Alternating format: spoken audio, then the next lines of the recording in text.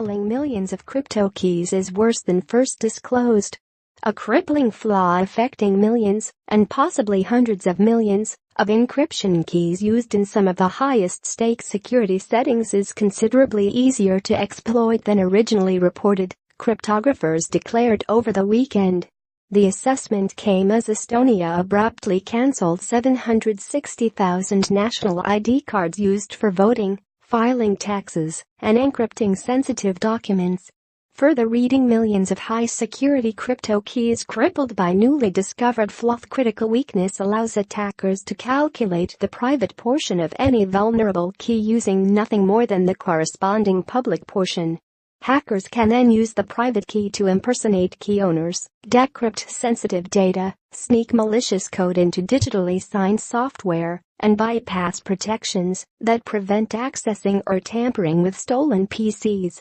When researchers first disclosed the flaw 3 weeks ago, they estimated it would cost an attacker renting time on a commercial cloud service an average of $38.25 to break a vulnerable 1024-bit key, and $20,000 in 9 days for a 2048-bit key. Organizations known to use keys vulnerable to ROCA, named for the return of the coppersmith attack the factorization method is based on, have largely downplayed the severity of the weakness. Estonian officials initially said the attack was complicated and not cheap, and went on to say, large-scale vote fraud is not conceivable due to the considerable cost and computing power necessary of generating a private key.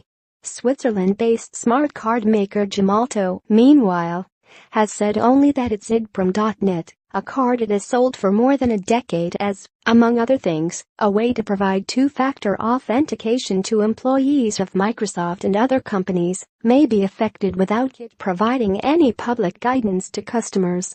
Further, reading crippling crypto weakness opens millions of smart cards to cloning. Independent researchers, however, have determined the crippling weakness is present in cards issued from 2008 to earlier this year.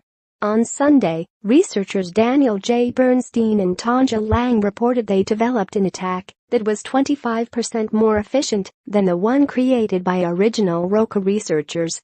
The new attack was solely the result of Bernstein and Lang reading the original research paper, which at the time omitted specifics of the factorization attack in an attempt to increase the time hackers would need to carry out real-world attacks. After creating their more efficient attack, they submitted it to the original researchers. The original researchers have since privately disclosed their own revised attack that's as much as 4 times as efficient. The release last week of the original attack may help to improve attacks further and to stoke additional improvements from other researchers as well. In an email, Dan Krasek, CEO of Enigma Bridge, one of the outside organizations that helped in the original research, said he too believes much faster and less expensive attacks are possible. One way to improve the attack is to use fast graphics cards, which have the potential to shave the average cost of factorizing a vulnerable 2048-bit key to $2,000. My impression is that the time and cost estimates cited in the original research have been fairly conservative, he wrote. I'm not sure whether someone can slash the cost of one key below $1,000 as of today, but I certainly see it as a possibility. On Friday, Estonia's police and border guards suspended an estimated 760,000 ID cards known to be affected by the crypto vulnerability.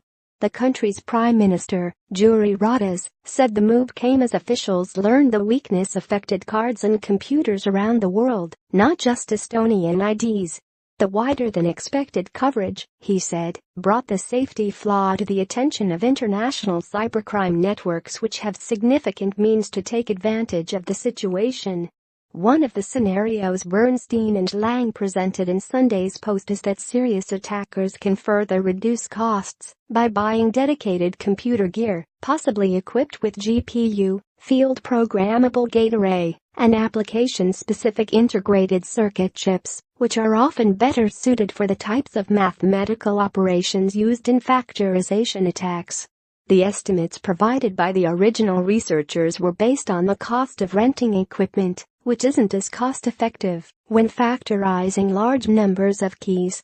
They also noted that compromising just 10% of cards used in countrywide voting might be enough to tip an election. This weekend's cancellation affects all cards Estonia issued from October 16, 2014 to October 25 of this year. The cutoff is almost 2 months after August 30, the date researchers privately reported the vulnerability to Estonian officials. The country is now issuing cards that use elliptic curve cryptography instead of the vulnerable RSA keys, which are generated